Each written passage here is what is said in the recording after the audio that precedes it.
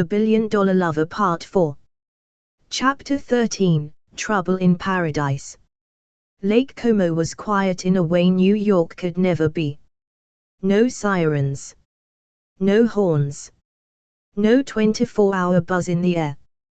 Just water brushing gently against stone. Wind curling through ancient olive trees. Time stretching itself long and slow, like it wasn't in a hurry to get anywhere. The villa was beautiful, of course, more timeless than showy, more history than flash. The kind of place built with intention, not spectacle. Ivy grew over half the stone archways, and from every window, the lake glittered like a secret. And for a while, it felt like a different life. Damien moved differently here. Not softer, exactly, he was never soft, but uncoiled. He slept in. He walked barefoot. He made coffee in the mornings, messy and too strong, then handed it to her without a word, like he'd always done it. They didn't talk much about New York.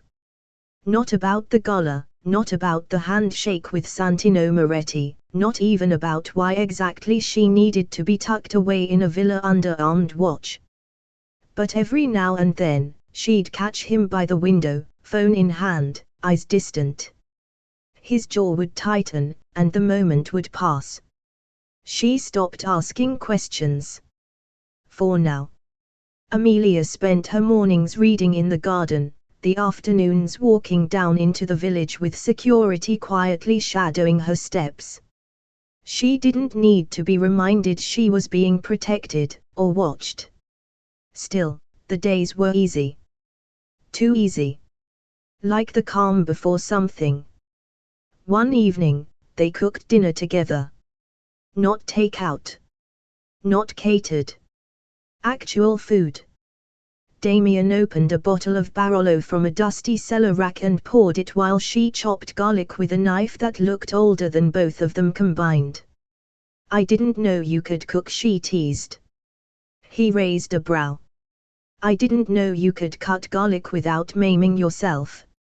She smirked. "I said I was broke, not helpless."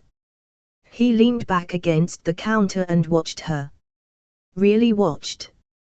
"You do that when you're nervous," he said quietly. "What? Make jokes? Act like nothing matters?" She blinked, caught off guard. "You're not wrong." He poured more wine. "Neither am I."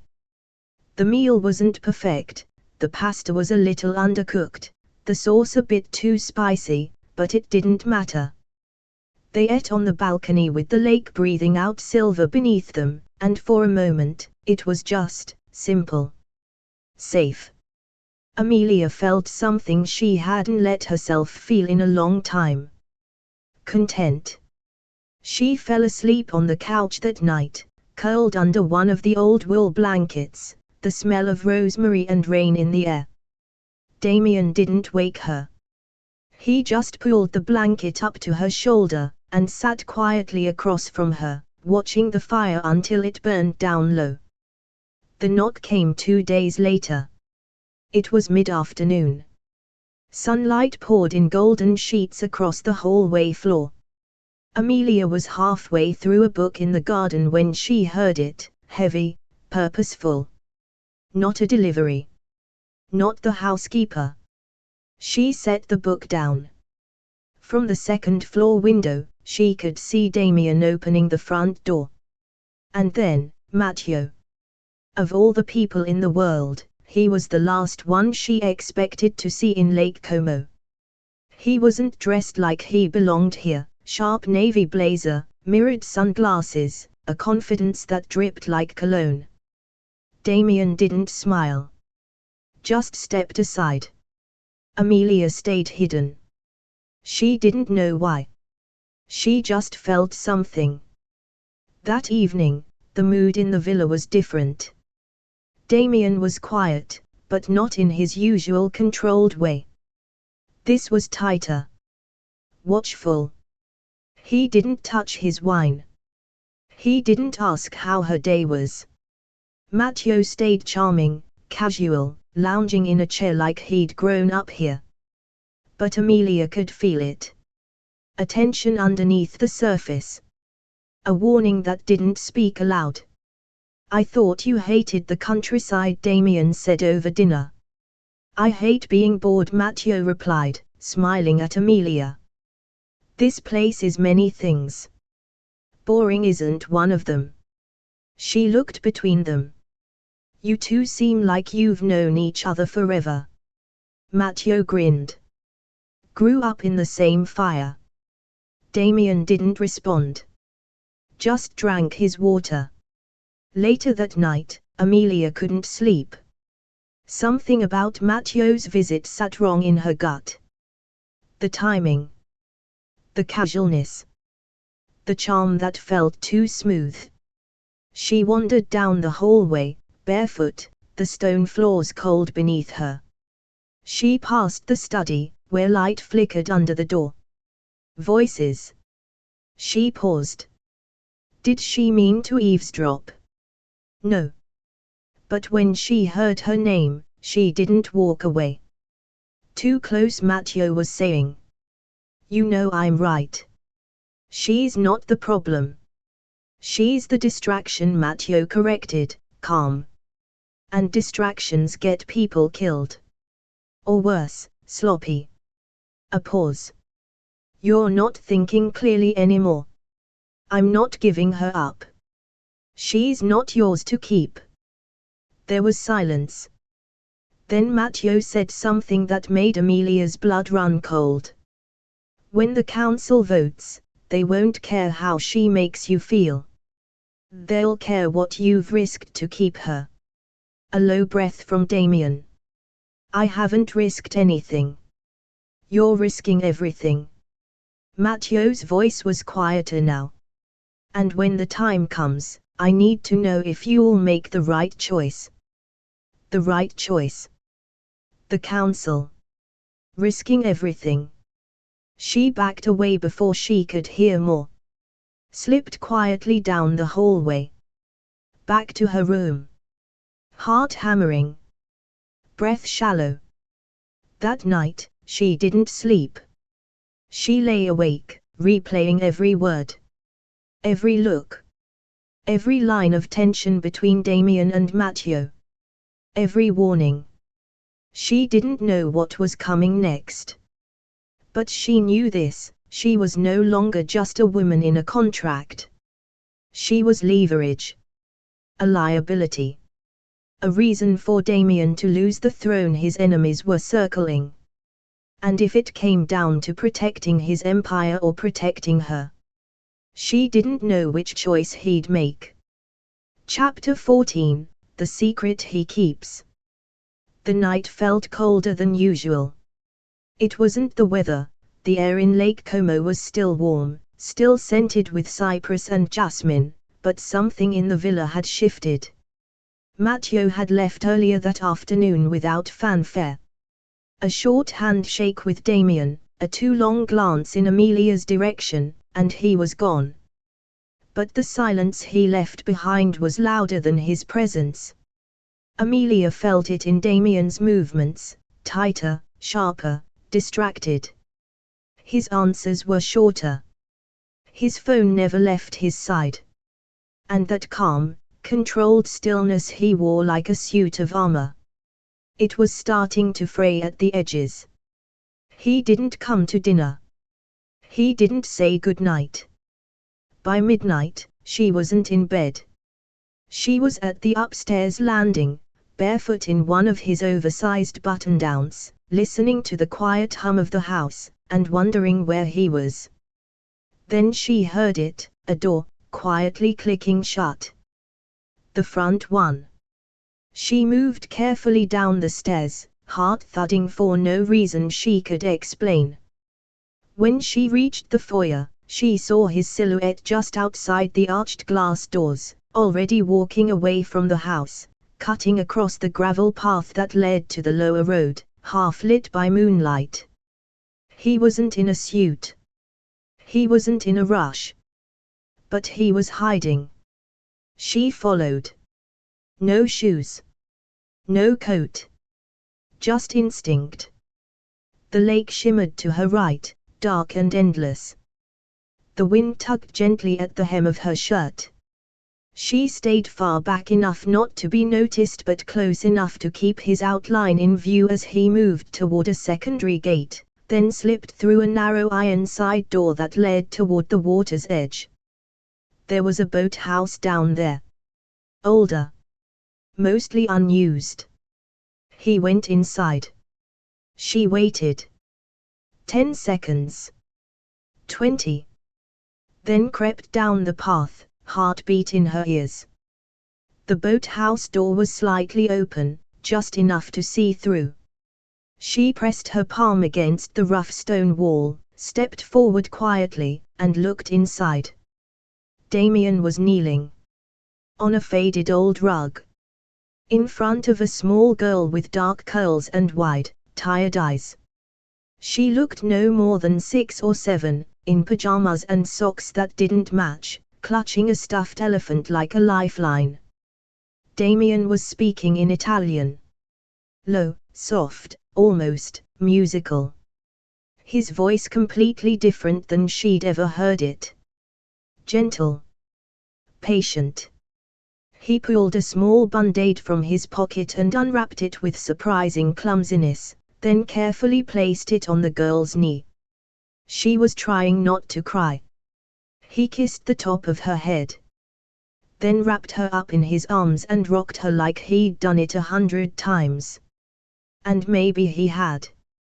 Amelia felt something shift in her chest, a weight she hadn't known was there sliding out of place. She didn't move. She didn't breathe. She just watched.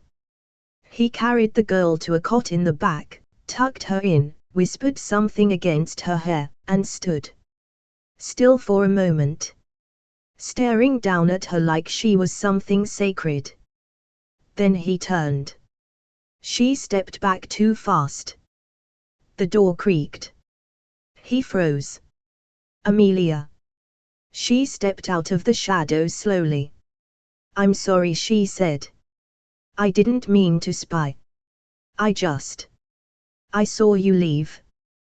Damien exhaled once. Then glanced back toward the child. She's asleep. Amelia hesitated. Who is she? He didn't answer right away. She's not mine, he said finally. If that's what you're wondering. I didn't think she was. Her name is Sophia, he added. She's my goddaughter.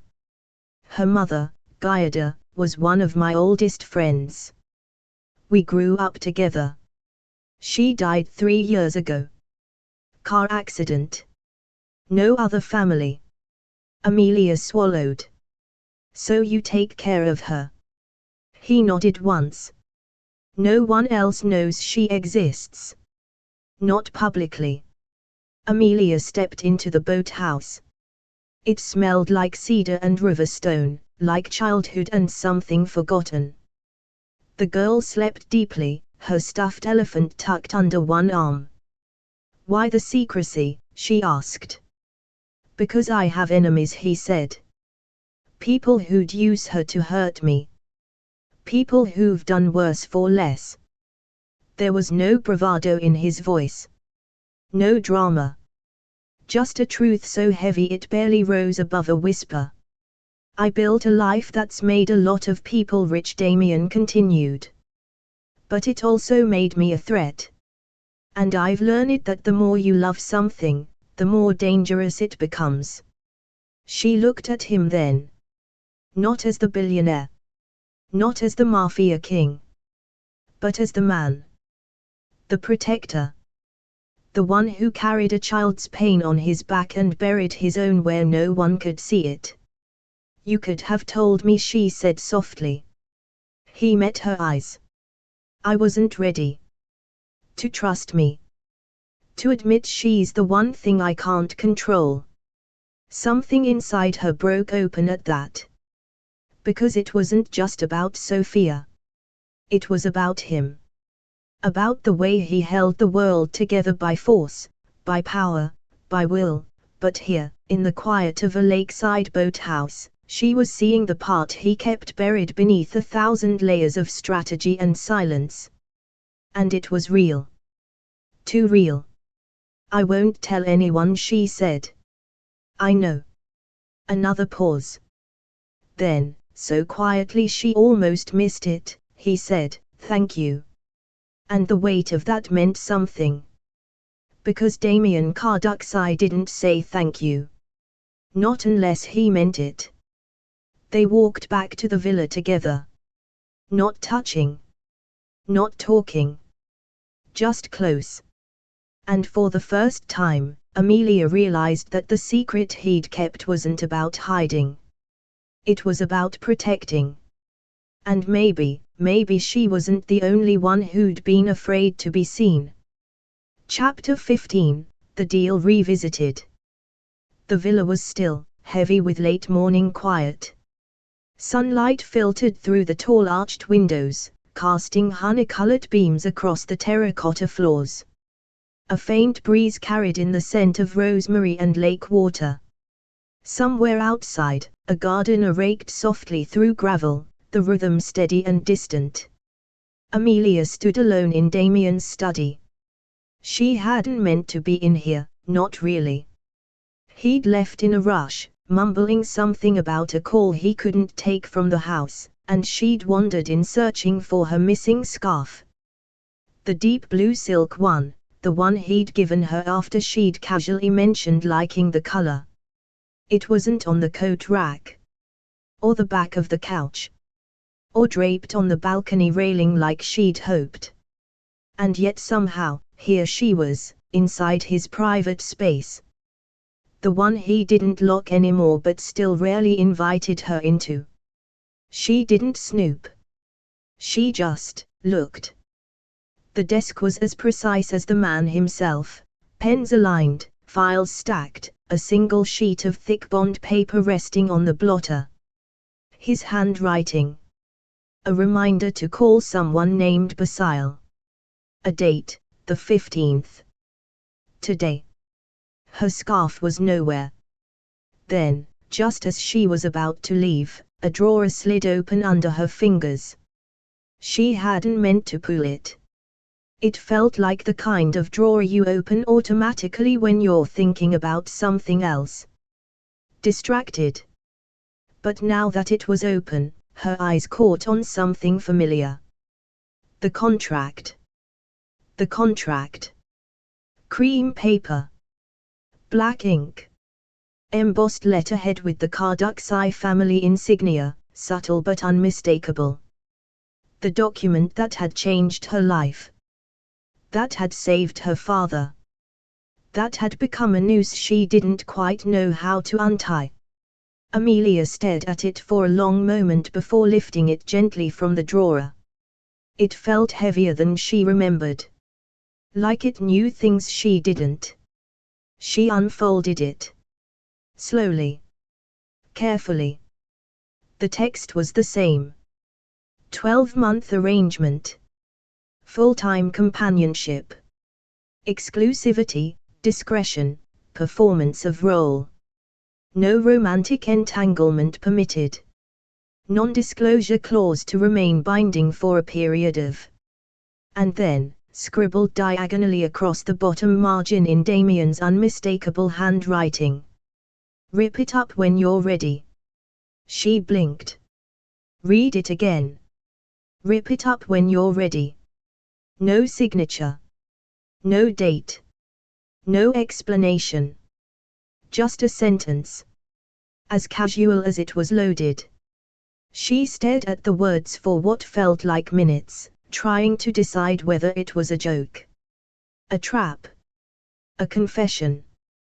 Did he mean her readiness? Did he mean his? The ink was slightly smudged near the last word, as if he'd written it fast. Without thinking. Or maybe, because he'd thought too much. Amelia's throat tightened. It wasn't a grand gesture. There were no roses. No speech. No cinematic background music. Just a note. And in that note was something far more dangerous than love: permission. Permission to end it.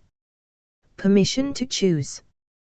Permission to stop pretending that what they had was transactional, when every look, every silence, every accidental touch had been saying otherwise for weeks. She folded the contract again, slowly and neatly. Then slid it back into the drawer, but not before slipping the note free. She kept it. Not to confront him. Not yet. But because something in her needed to have it. To hold proof that this wasn't just in her head. That the shift between them wasn't one-sided. That maybe, despite everything, despite the masks, despite the rules, despite Mattio's warning and Santino's threat and the entire empire waiting for Damien to make a mistake, he didn't want this to be just a deal anymore. She pressed the folded note flat and slipped it into the inside pocket of her jacket. Then walked calmly out of the study, her face composed, her pulse racing. She didn't see Damien again until dinner. He was relaxed, or pretending to be.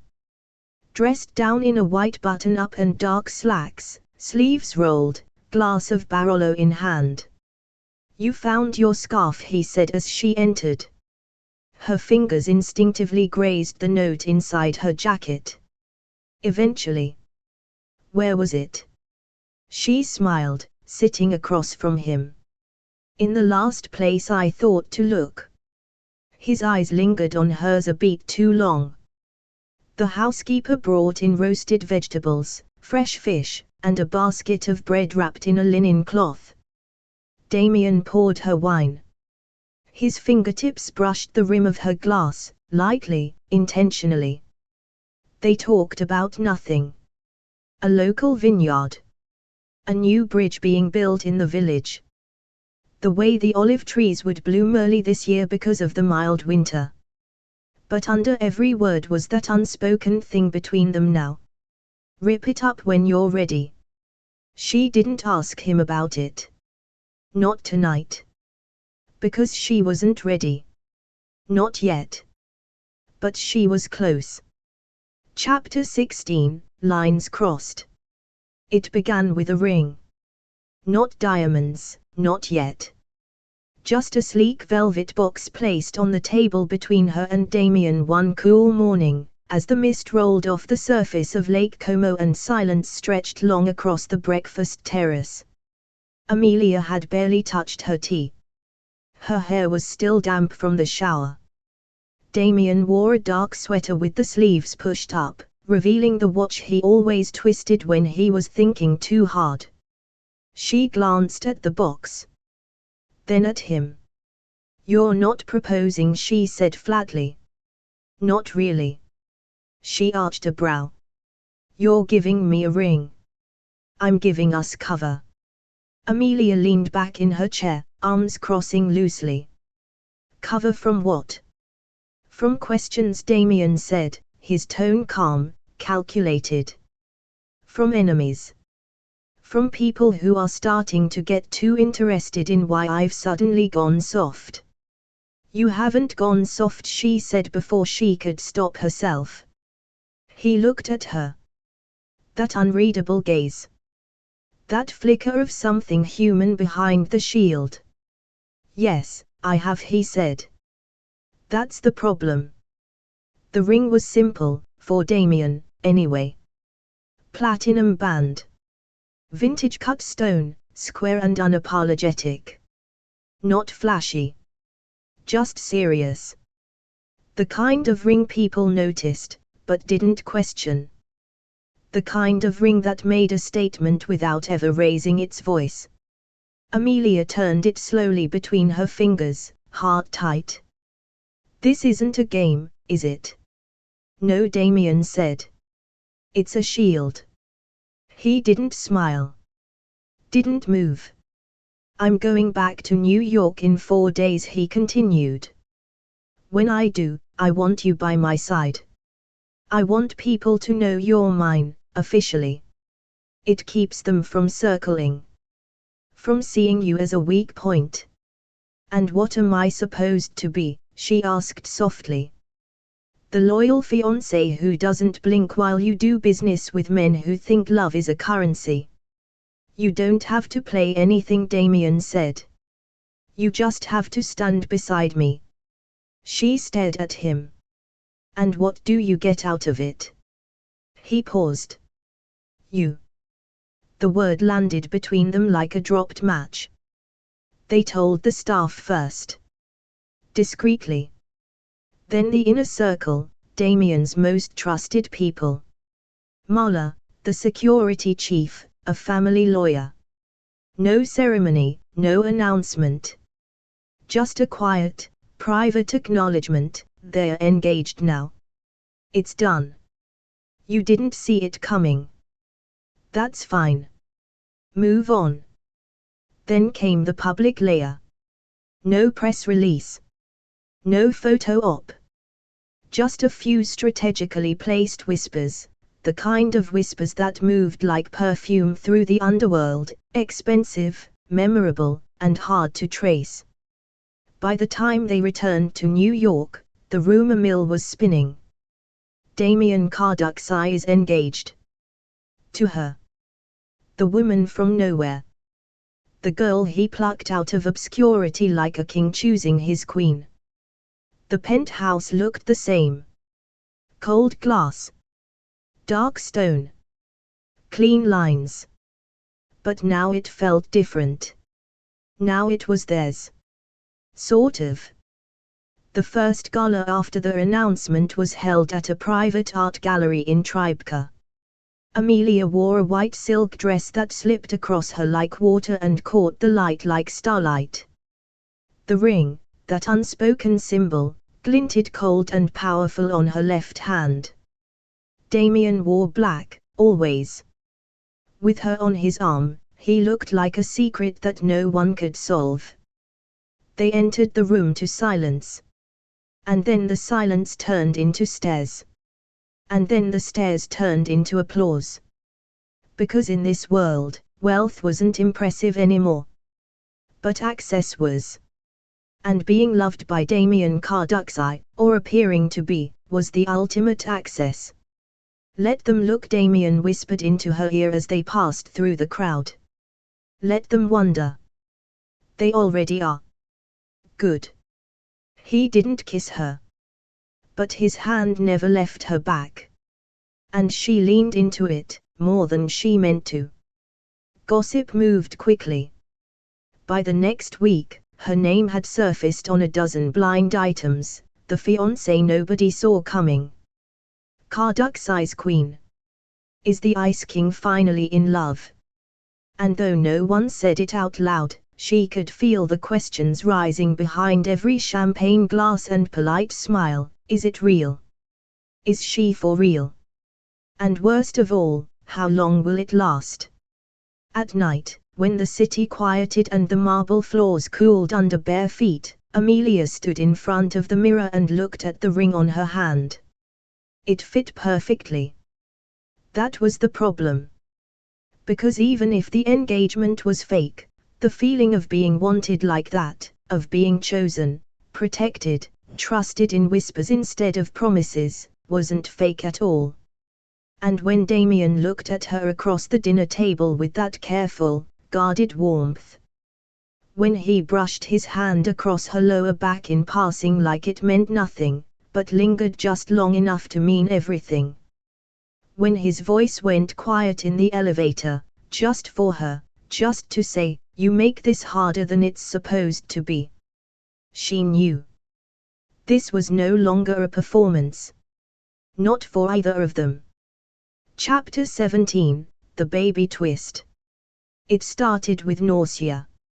Not sharp, not violent, just a slow, creeping unease that clung to her in the mornings like fog. She blamed it on the jet lag at first. Then the altitude in Como. Then the stress. She drank more water. Ate lighter. Slept earlier. Tried all the things that should have helped. They didn't. By the fifth morning in a row, waking up with a churning stomach and a pounding headache, Amelia stood in front of the mirror and whispered the thought that had been circling the edges of her mind for days now. No. It's not possible. But her reflection didn't answer. So she made an appointment. The clinic was discreet, one of those places where the receptionist never makes eye contact and no one asks for a last name. The doctor was kind, older, efficient. She ran the tests without judgment. Just facts. Just medicine.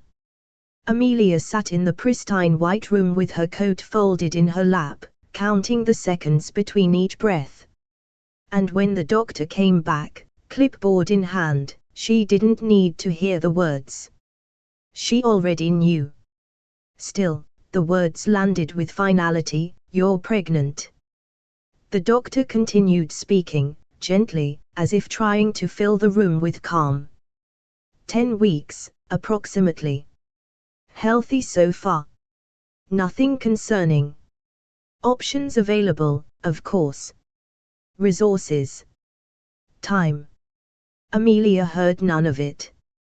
Because all she could think about was Damien's face. What would he say? What would he do? Back at the penthouse, the world moved on as if nothing had changed. Damien had meetings. Calls. A wine tasting that evening with some investor from Tokyo. He greeted her with a brief nod when she entered the room, asked how her day had gone, poured her a glass of wine without thinking. She stared at the glass. Didn't touch it. "Everything okay?" he asked. She nodded. "Just tired." He didn't press. He never did.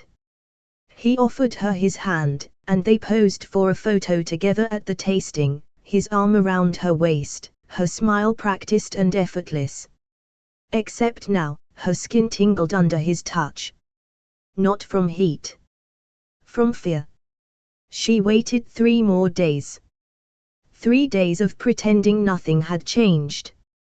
3 nights of barely sleeping, curling away from him in bed even though they didn't touch much to begin with. She wrote the words out on a notepad once, just to see them. "I'm pregnant." They looked wrong in her handwriting. Too big. Too heavy. She tore the page out and flushed it. She didn't want to leave a trail. When she finally told him, she did it simply. They were in his study, late, after another quiet dinner. Rain pattered softly against the windows. He was standing by the fireplace, tie loosened, sleeves rolled. She stood across the room, her hands clasped in front of her like a schoolgirl about to admit to breaking something expensive. "I need to tell you something," she said quietly. He looked up. His expression didn't change, not yet. "I'm pregnant." It landed between them like a glass dropped on marble. There was a pause. A long one. Then, slowly, Damien's eyes narrowed. "Are you sure?" She nodded. "I went to a doctor. It's real." He didn't speak. Just stared. So she kept going. "I didn't plan it. I didn't expect." "Whose is it?" The question hit like a slap. She flinched. "What?" He straightened, voice flat. "Cold. Don't make me repeat it. You think I've been with someone else?" "I think people lie," Damien said. "Especially when they're cornered." She stared at him, stunned. "You think this is a strategy?" He didn't answer. Didn't deny it. Didn't move. And that silence, his refusal to even defend what he was implying, hurt worse than anything else. "I told you the truth," she said, voice shaking. "Maybe," Damien said. "Or maybe you realized the contract's ending soon and needed a reason to extend your stay." The words were precise, measured, cruel. Amelia's breath hitched. She didn't cry. Not in front of him. She just straightened, slowly, and said, "Don't worry. I won't ask you for anything." Then she walked out of the room. She didn't sleep that night. She packed a bag, quietly. Slowly. Not everything. Just enough. She didn't know where she was going yet. But she knew she couldn't stay. Not with a man who looked at her like a threat the second she told him something real. The irony burned. He'd trusted her to play a role. Trusted her to fake it. But the moment it became true, too true, he shut down. Pushed her out. In the morning, he was gone. No note. No explanation. Just absence. She stared at her untouched coffee and wondered, for the first time, if she'd been in love with a man who was never capable of loving her back. Because every broken heart deserves a comeback. If this story touched you, don't forget to subscribe for more emotional romance every week. Hit like, drop a comment, and ring the bell so you never miss a moment of romance, redemption, and powerful love. And don't keep the drama to yourself. Share this story with someone who lives for twists just like you. Thanks for listening, and remember, sometimes the best comeback is becoming unforgettable.